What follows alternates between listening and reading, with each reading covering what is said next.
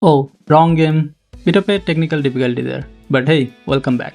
We are getting Vector as our next limited banner, or the banner's already live by the time you are watching. And maybe you are wondering if you should pull for her or not. Yes, the answer is yes, you should pull for her. What, you said you spent all your pulls on a P6 Klukai and you don't have enough saved up for her? Well, I'm sure your friends are very happy that they can use your P6 Klukai, and I hope you are happy as well. But as I've said before, I still believe Vector and Springfield are the two most valuable units you can have in your account, especially if you are a F2P. Both of them become endgame ready at just V1, and they complement the two best standard SSR units you can build over time, which makes them the best value in long-term investment. If you follow the CN meta, you already know how good they are in their teams and their popularity. But of course, I'm talking about meta and optimized team building for maximizing DPS, etc, and that shouldn't really be your first priority. Always pull for who you like. I really do like Vector for her cool animations and designs. The meta value is just a plus on top of that. With that being said, now that we are finally getting her, let's learn more about her and determine how to build her, how many dupes to go for, what her kit to, and all that. But before jumping into the absolute details, like always, I would go over the TLDR of her analysis and discuss what makes her a must pull. Vector is a burn support character. We got Center UC before, who was also a burn support, but they are fundamentally different. While Reisi was more of a healer, Vector is all about damage. She is an incredible ally burn damage buffer and enemy burn debuffer. She also buffs ally burn support attacks, which is perfect for teaming up with QJ and Sarkari, especially since we are also getting the QJ's new expansion key in this patch as well. You have probably already seen how ridiculously large areas he can cover in burn tiles that again debuffs the enemies and buffs your burn allies. And she doesn't even get affected by the burn terrain either. Everything in Vector's kit amplifies the whole team damage in one way or other. She even has a very good damage output of her own that's honestly comparable to some DPSs. And she also does a ton of fixed damage outside of her active attacks, which can be really useful in many boss stages and makes her even compatible outside of strictly burn comps. Okay, the glaze is getting out of hand, not gonna lie. You are probably not gonna use her without any other burn type ally, that defeats her whole purpose. She is tailor-made to be the anchor of the burn team, and without her the burn team suffers a lot. We have also seen in recent CN usage an increased amount of hybrid teams with 2 or 3 burn characters, and even there it's mostly her and QJ. These two by themselves are so good together and gives you the flexibility to add any other units to complete the team. But again, to reiterate, the pure burn team is where she shines the most. It has been the most consistent top meta team in CN for the longest time, and her value only keeps increasing with the release of Chihuahua, the burn hyper DPS, and the Sarkari expansion key, etc.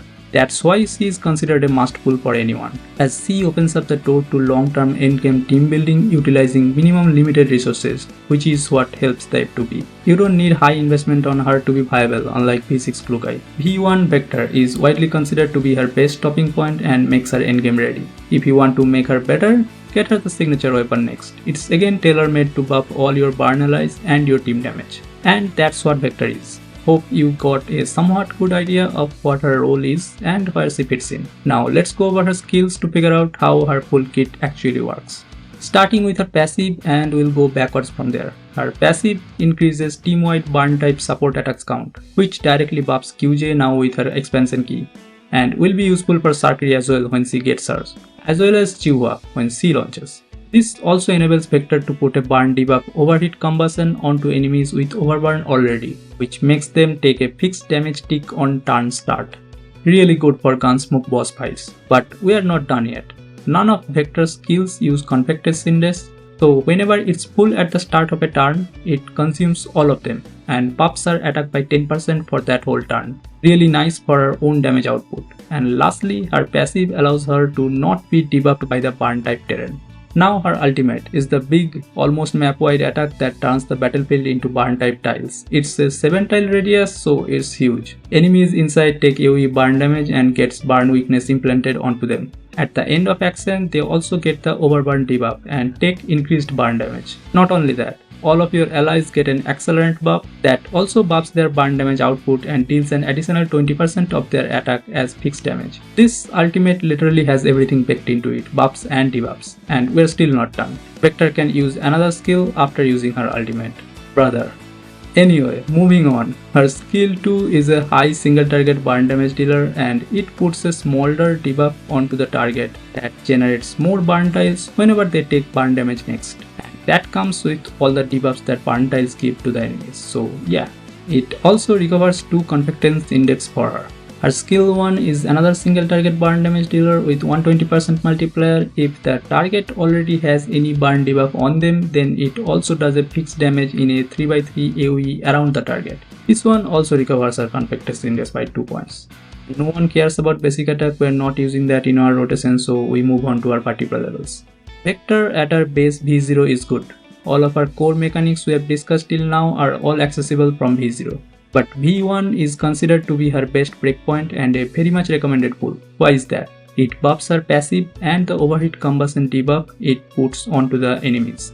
The fixed damage tick from it is now a big AoE in a 3 tile radius, and most importantly, it increases the enemy's burn damage taken by 30%. This is a huge boost in a full burn team, and it also increases the support attacks count by +1, which again raises the damage ceiling for QJ. Although right now it will probably be hard to get 6 support attacks just from QJ, but we already know more support attack friendly burn units coming soon in future, so yeah, nice buff. As for her dupes, it is literally recommended to stop here, unless you are a dolphin or a whale. She is perfectly endgame ready at this point, but if you really want to push her a bit more, you can also go for a V2. This isn't a dramatic increase in damage, but it also helps amplify your whole team damage output as it buffs the accelerant buff that your allies get when Vector ults.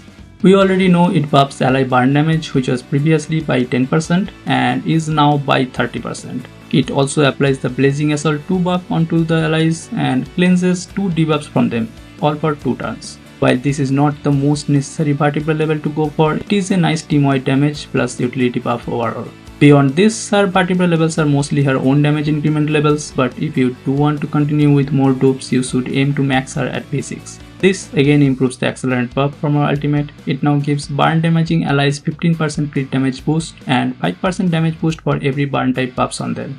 Vector boosts her own crit damage by 25% more. Moving on to her weapon choices.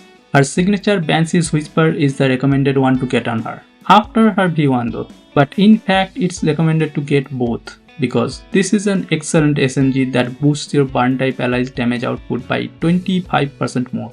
It's almost as equally powerful as her V1 honestly, so yeah, it's highly recommended that you get both V1 and her signature and then stop. Besides this, the Battle Pass SMG is a good choice on her if you have that, and lastly we have the trusty old Swarog if you have nothing else. This is your F2P and the final option, and I'm not gonna talk about any SR choices. Okay, on to her build now. The weapon attachment set choice should be very easy to pick, and it's the burn boost set of course. But with the introduction of the new chips with which you can now farm and target perfect attachments with max stats, I would very much recommend focusing on farming only one type of set for everyone, and that's the Phase Strike set. It's universally good for everyone. I'll probably have to make another video going into more details, but just know that either burn boost or Phase Strike is good. The substats priority as always is attack percentage, then flat attack, then crit rate percentage, followed by crit damage percentage. You wanna target 2500 plus attack, 40% plus crit rate, and around 130% plus crit damage for an endgame full build. Her best in slot fixed keys are slightly different for mobbing and bossing. Negative motivation is good on both cases as it enables a support attack. For mobbing, unfortunate jinx and splattering pessimism are your choices, while for bossing you should go for dispassionate support and proliferating despair. As for the common keys, her own is her best in slot, and then you can go for Tololo, Vepli or Nagan's common keys on her. I'm not mentioning any other burn units common keys as they are usually more prioritized on themselves or on QJ. You can also just use any attack percentage and crit percentage universal keys on her as well. Her skill rotation is very simple. You just wanna ult on cooldown and alternate between her skill 1 and skill 2 throughout. That's all.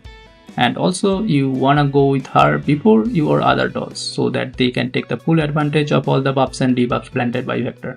As for her best team, you know it, we know it, it's the burn team with QJ as her best teammate. And then there's Sarkri. Her value will only increase in future with her expansion key. Now you can use Xenia as your healer cum buffer, but Centaurisi will definitely be the better choice overall. And finally, when Chuha drops, you will take the 5th spot. But also, as I said before, you can make a hybrid team with just QJ plus Vector and then flex picks for the rest. maybe the Coruscant trio, or maybe Sakri plus Tololo plus Sabrina for now for a burn and hydro hybrid, or Macchiato Suomi Dusebnaya for a burn and freeze hybrid team. You have a lot of choice to go for. And that brings us to the final recommendation. In my opinion, F2P or not, if you want to make a long-term useful investment in your account, you can't go wrong with Vector, and C is considered a must-book. If you have the resources, it's also absolutely recommended to go for a V1 as well. You can stop there and save for your favorite future dolls, it's absolutely fine. But as we have seen, her signature weapon is also very busted, and it's also recommended to get a copy of that after her V1. And that's it. You do not need to go any further, this is her endgame build. So a total of 3 limited pulls, but please do not feel pressure to go get them all, otherwise your account is bricked or something. You will survive just fine even without Vector and clear everything. Always remember to pull for who you want, practice restriction when pulling on gacha, and do not give in to FOMO and spend unnecessarily. But if you are a whale, then yeah, you can go for a V2 and then V6 next. That concludes our review of Vector. Let me know in the comments if you are pulling for her and how many dupes are you going for, or are you skipping for any reason and saving for someone else. If you enjoyed the video and found it helpful, feel free to drop a like and subscribe, and if you want to directly show your support, you have the option to join the channel membership or send a super thanks. Those will always be super appreciated. Thanks for watching, stay tuned for more Girls Frontline 2 content, and I'll catch you guys soon. Peace.